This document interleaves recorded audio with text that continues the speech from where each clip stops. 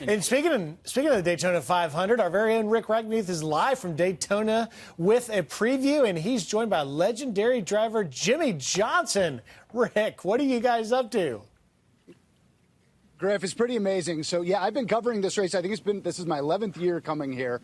I've never interviewed Jimmie Johnson, so thank you for being up with us this morning. Yeah, it's great to hang out. We're pretty excited. So, like in the list of racers, certainly the guys right now, you're at the top.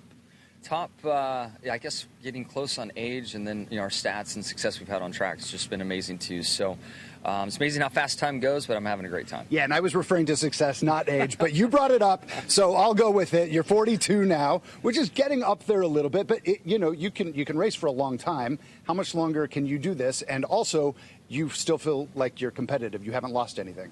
No, I think our sport really benefits maturity and experience, so I certainly have more of that than most in the field right now, and I really work hard to keep my body sharp and mind as well. So I've got at least 3 more years. I signed a contract extension through 2020, and hopefully we can get that 8th championship, if not more. Yeah, so 8th champion, like year-end champion, but you've won Daytona twice. In 2016, you were year-end champion, but it's been, I think, 5 years since you've won here. How do you feel going into this season? You didn't have a great season last year. Was that just a fluke, and you're ready for this year? Yeah, the second half of last season just wasn't what we wanted on the Lowe's car, and then certainly in Hendrick Motorsports. Through the offseason, there's been a lot of change going on, and I feel like we're going to be much more competitive this year, and we'll see if we can start things off with a win here in Daytona. The racing here is much different than a lot of the tracks that we race on, so I've already used up 2 race cars as an example in the Clash and then also in the duels.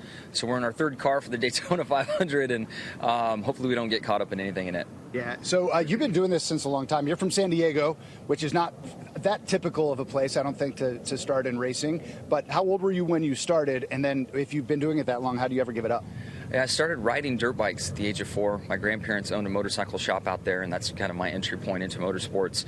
Raced dirt bikes for a long, long time. Never thought NASCAR would be kind of the place for me. It was so, especially back in the 70s and 80s, it was just on the East Coast. And my journey through racing and involvement with Chevrolet led me to NASCAR, led me to the East Coast, and then now it's obviously a nationalized sport, and it's turned out to be great for me. Yeah, and you've been great for the sport. So thank you so much for being here with us this morning, and wish you best of luck today. Appreciate it. All right, or tomorrow. Yeah. Tomorrow. All right, thank you. Guys, send it back to you.